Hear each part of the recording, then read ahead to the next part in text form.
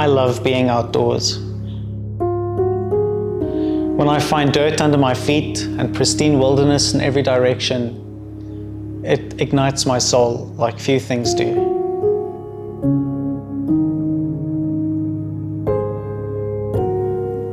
I cherish the delayed gratification that comes from working hard to conquer a mountain, because the view from the top seems greater when it feels earned. Many places I would love to experience on my feet in the South African wilderness are just not accessible. Some belong to the government or private owners. Some require me to be in a vehicle for my own safety. Some have tall fences around them, and I don't know who put them there. In early 2017, I saw an ad for a race called Kruger2Canyon. I watched the 2-minute promo, and my brain set on fire. I never thought I could experience the stretch of land between Blyde River Canyon and Kruger National Park on my feet. But suddenly there was a window of opportunity. All I needed to do was take up trail running. So I bought myself the cheapest pair of trail running shoes I could find online, and I started running. Now, I hadn't run since cross country in primary school, but I started training on the beach at Cape Vidal while on a camping trip. The first months were disappointing. I developed ITBS almost immediately. I spent months doing conditioning exercises, learning how to activate my hip flexors for the first time in my life. My first year on the trails, I fell often and hard. Needless to say, I did not do the race in 2017. By early 2018, I was entering for my first trail run races.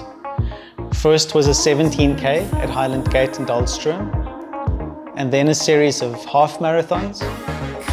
But I still didn't feel fit or strong or experienced enough to take on a multi-stage race. So I decided to wait another year. I missed the race again in 2018. 2 years after I first heard about Kruger2Canyon, I bit the bullet and I entered for the marathon distance.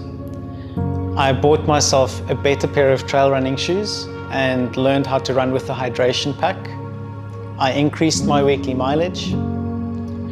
I entered my first marathon distance event in Wellington 2 months before the race, and I finished in just under 5 hours, and then got a training injury the very next week that kept me from running for nearly 6 months.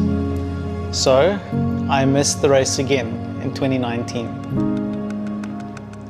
And then came 2020.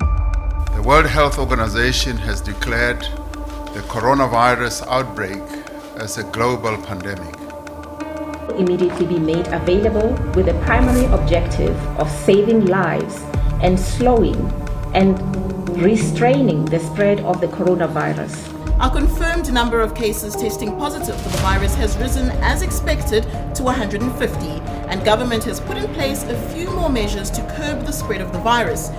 In South Africa, the government had strict lockdowns from early on.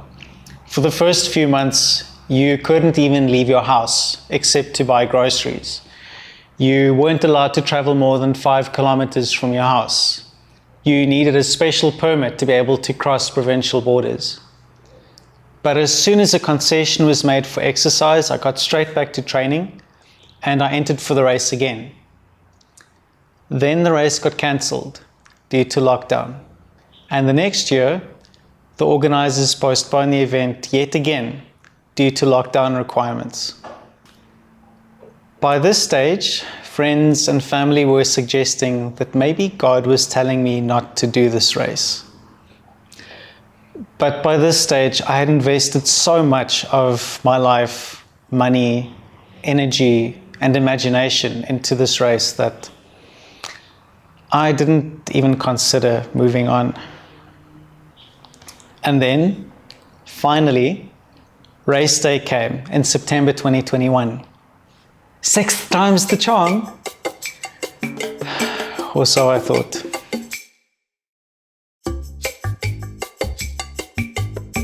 In year one, I had to learn how to run.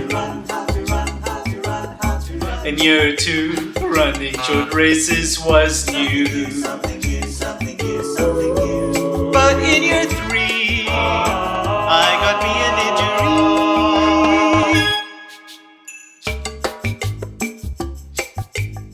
injury. In year four, the pandemic locked my door. Shut the door. In year five, I thought race day had arrived twice. Finally. But in year six, I put on my ultra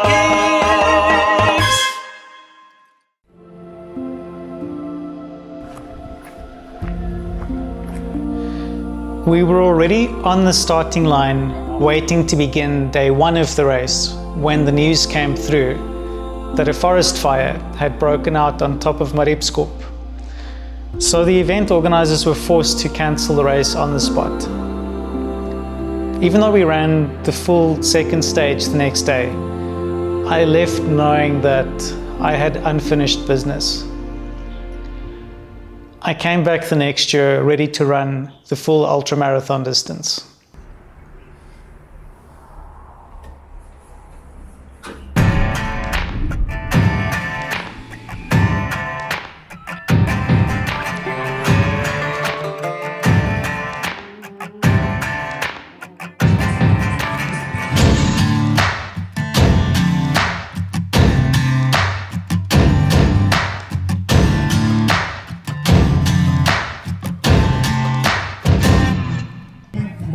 That's pink markers throughout the course, guys. There's lots of them markers. Stage 1 of the Ultra starts on the sport grounds of Mariepskop Primary School before heading south, straight up the mountain. Runners climb a total of 900 meters in the first 5 kilometers to get to the first checkpoint on the summit. Then a traverse around the escarpment to get to the first aid station, before the long descent past another checkpoint to the bottom of the Kruger2Canyon and aid station 2. The next section is only 4 kilometers, but runners ascend the mountain again, this time without an established trail, to cap out near aid station 3. The final 11 kilometers contour through the Afro-montane forest before runners drop back to the start. Stage 1 comes to 45 kilometers and 2,700 meters of elevation gain. 5, 4, 3, 2, 1.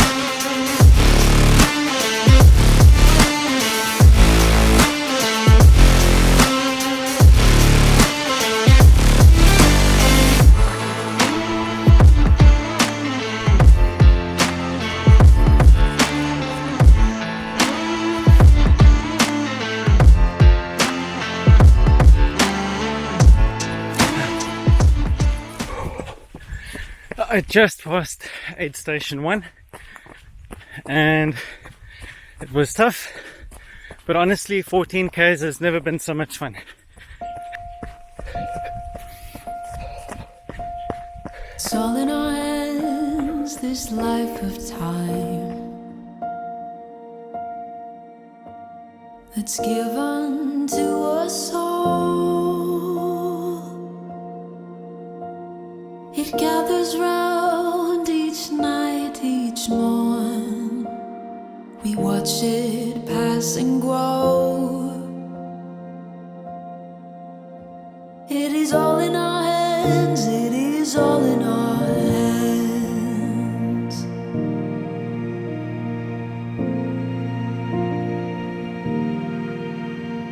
With every field and ride rising sea. Can hear the sounds of all, and with every change we'll always be where hope's not lost but found. It is all in our hands, it is all in our hands.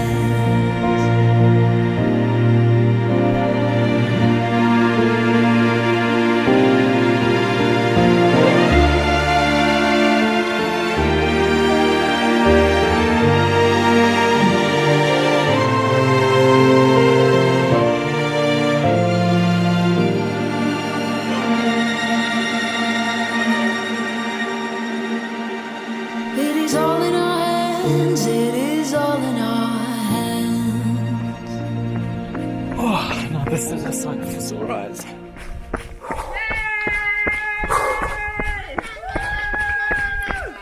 Ma, I'm glad to see you. But every now and then I get a feeling in my bones that I'm just wandering on my own. So I hit my knees and I'm crying out, please, oh Lord, won't you bring me back home? Yeah. Wash me in the water, cleanse me in the mercy of your love. I need a heavenly touch, 'cause I'll be backsliding. I need a little guiding for my soul.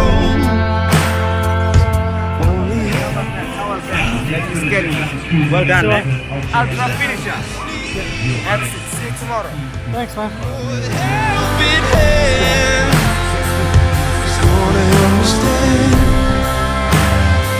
It's gonna help me stand.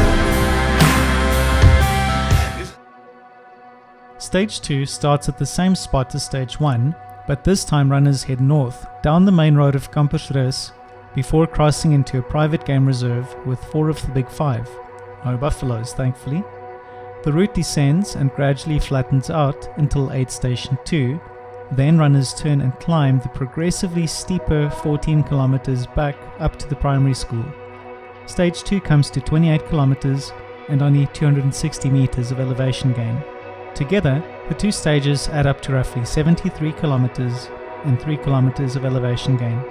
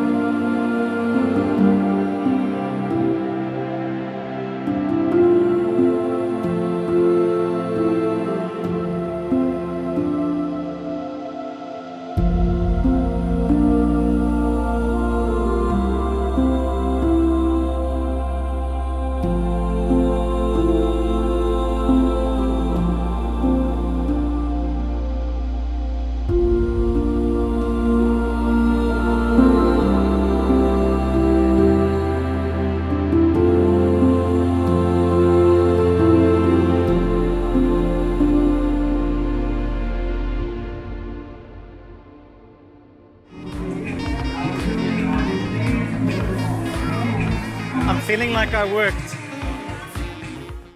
I've been asked why I run. Sure, it has health benefits. And I love being outdoors, as I've said. Plus, I do my best thinking out on the trails. I started running because of Kruger2Canyon. But I've discovered that there's so much more to learn from running than I ever would have imagined. And if it didn't take me so long to do the race, I probably wouldn't have stuck with it for long enough to discover that.